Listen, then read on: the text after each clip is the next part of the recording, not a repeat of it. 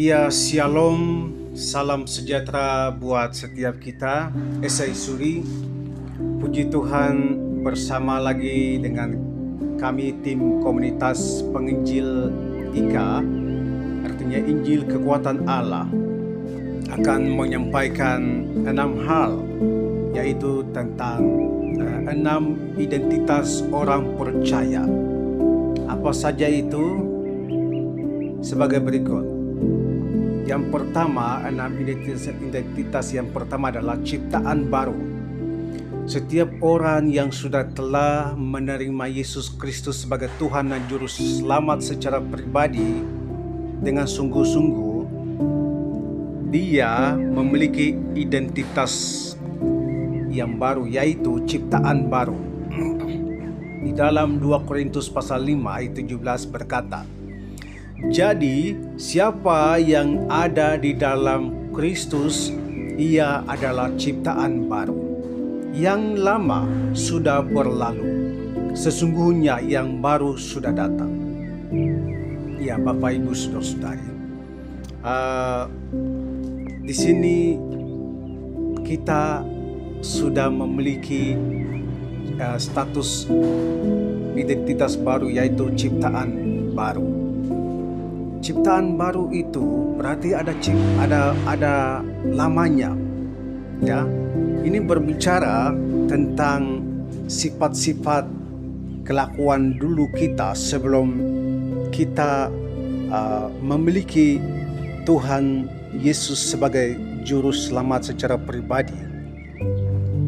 Itu yang ditinggalkan setelah kita menerima Yesus Kristus dan Roh Kudus memimpin kita. Buah roh itu hidup di dalam diri kita, sehingga yang nampak adalah buah roh itu.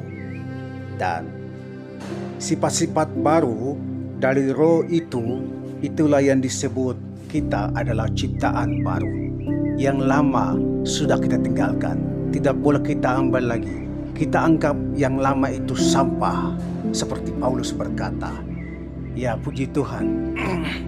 Selanjutnya kita akan melihat identitas orang percaya yang kedua adalah menjadi anak-anak Allah. Di dalam Injil Yohanes pasal 1 ayat 12 berkata, "Tetapi semua orang yang menerimanya diberinya kuasa supaya menjadi anak-anak Allah, yaitu mereka yang percaya dalam namanya," yaitu dalam nama Yesus Kristus. Haleluya, puji Tuhan.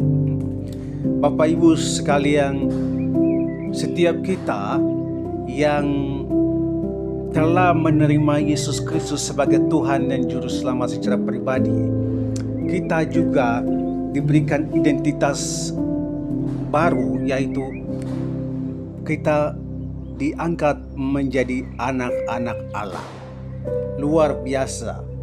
Coba Anda bayangkan, ya, kita kalau menjadi anak presiden di negara Indonesia atau di negara mana kita berada, kita memiliki hak di dalam kerajaan, di dalam negara itu.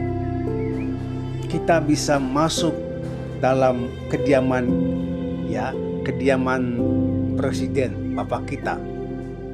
Tidak ada safety atau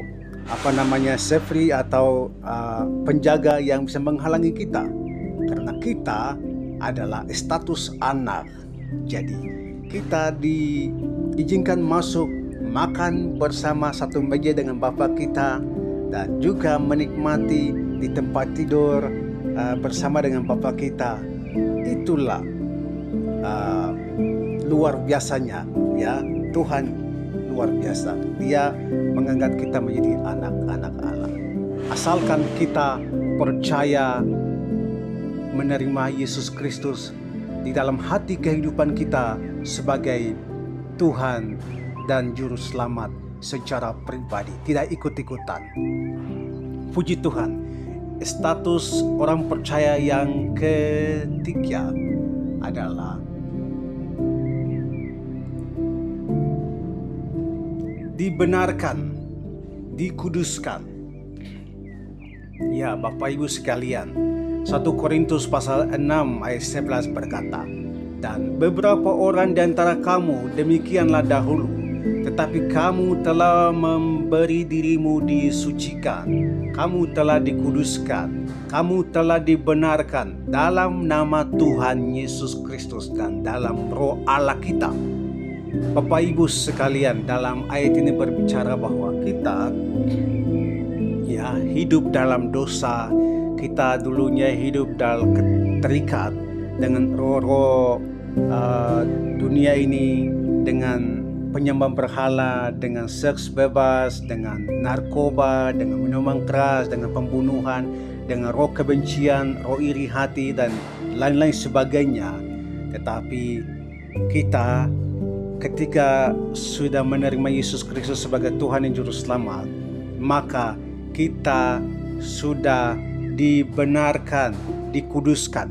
Kita dibenarkan, kita dikuduskan bukan karena perbuatan baik kita, bukan karena usaha kita, tetapi itu karena inisiatif Allah, ya. Karena kita sudah menjadi milik Kristus, kita sudah menerima Yesus Kristus, sehingga Yesus itu hidup di dalam hidup kita. Sehingga Allah melihat diri kita, bukan kita manusia yang dilihat, tetapi Yesus yang ada di dalam diri kita, sehingga kita dibenarkan, kita dikuduskan, ya. Kita dikuduskan oleh darah Yesus Kristus di atas kayu salib. Dia menyucikan, ya. Dia adalah imam kita. Satu kali dia korban, ya, satu kali dia korban, selama-lamanya dia adalah korban sejati sepanjang masa. Haleluya, puji Tuhan. Bapak Ibu sekalian, identitas orang percaya yang berikut adalah menjadi sahabat. Ya, Injil Yohanes pasal 15 ayat 15 berkata, Tuhan Yesus berkata, "Aku tidak menyebut kamu lagi hamba, sebab hamba tidak tahu apa yang diperbuat oleh tuannya, tetapi aku menyebut kamu sahabat, karena aku telah memberitahukan kepada kamu segala sesuatu yang telah ku dengar dari Bapa-Ku."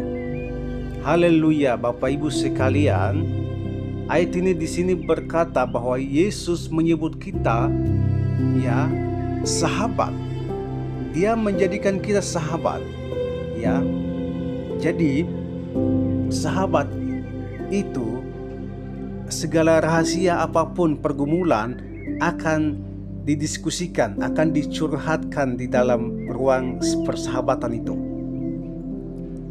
Mungkin Bapak Ibu dan saya pernah mengalami masalah atau trauma, tetapi susah untuk dicurhatkan, didiskusikan ke bapak kita atau orang teman tapi tidak terlalu akrab, agak sedikit berat. Tetapi kalau kita punya teman sahabat yang paling dekat, kita bisa curhat, kita punya perasaan cinta kita atau perasaan apa yang kita alami, kita bisa curhat ke dia. Nah, ini anak muda juga, tidak mungkin dia curhat ke dia punya bapak tentang pacaran kan. Dia pasti akan curhat ke dia punya teman dekat. Nah, coba bayangkan, Yesus adalah teman dekat kita, sahabat kita. Kapanpun, dimanapun, kita bisa curhat kepada dia melalui doa, melalui pujian, melalui firman. Haleluya, puji Tuhan. Ya, menjadi sahabat karena setiap orang yang sudah menjadi sahabat karena sudah menerima Yesus Kristus sebagai Tuhan dan Juru Selamat. Puji nama Tuhan.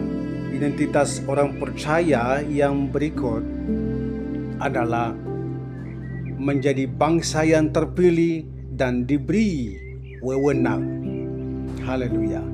1 Petrus 2 ayat 9. Tetapi kamulah bangsa yang terpilih, imamat yang rajani, bangsa yang kudus, umat kepunyaan Allah sendiri, supaya kamu memberitakan perbuatan-perbuatan yang besar dari Dia yang telah memanggil kamu keluar dari kegelapan kepada terangnya yang ajaib. Haleluya Bapak Ibu sekalian yang dikasihi Tuhan. Ya, kita yang sudah menerima Yesus Kristus sebagai Tuhan dan Juru Selamat, kita sekalipun kita bukan bangsa Israel, tetapi kita dipilih menjadi bangsa yang terpilih dan diberi wewenang. Ya, haleluya. Bangsa Israel adalah bangsa umat Allah yang dipilih untuk harus menjadi teladan, dalam memberi keselamatan, memberitakan Injil, bahkan pengetahuan-pengetahuan yang lain kepada bangsa-bangsa lain. Tetapi mereka menutupi diri mereka, mengusahakan diri mereka untuk hanya mereka saja yang mau kenal Tuhan, hanya mereka saja yang mau jadi pintar, lain-lain sebagainya. Tidak boleh bangsa lain. Maka Allah sendiri turun ke dunia ini, yaitu Yesus Kristus.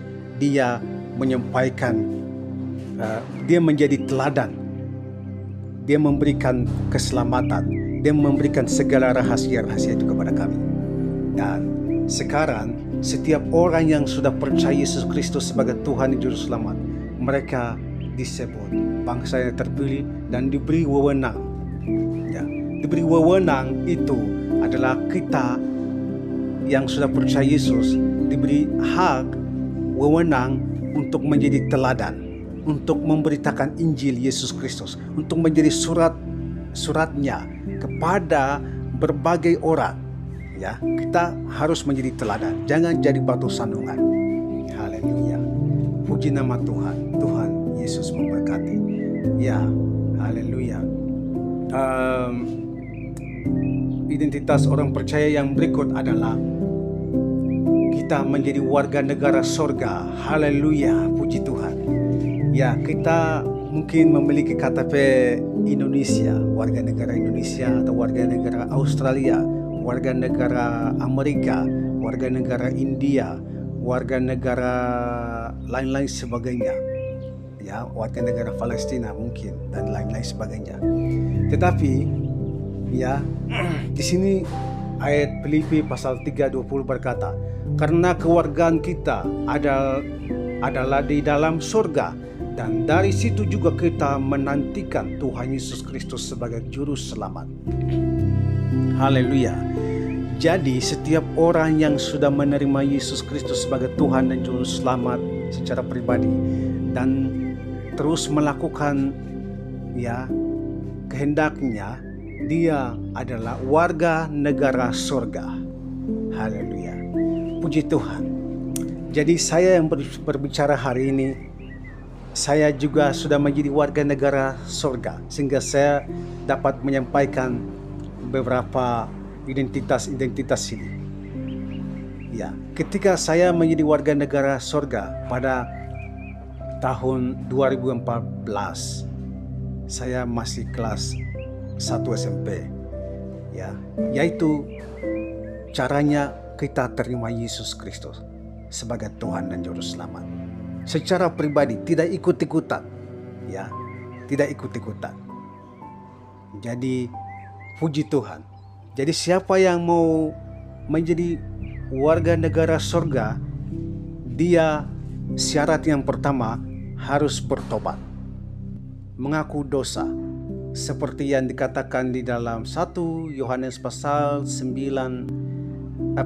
ayat 9. Barang siapa mengaku bahwa ia orang berdosa, maka Allah yang adil dan setia akan mengampuni dia dan menyucikan segala kejahatannya.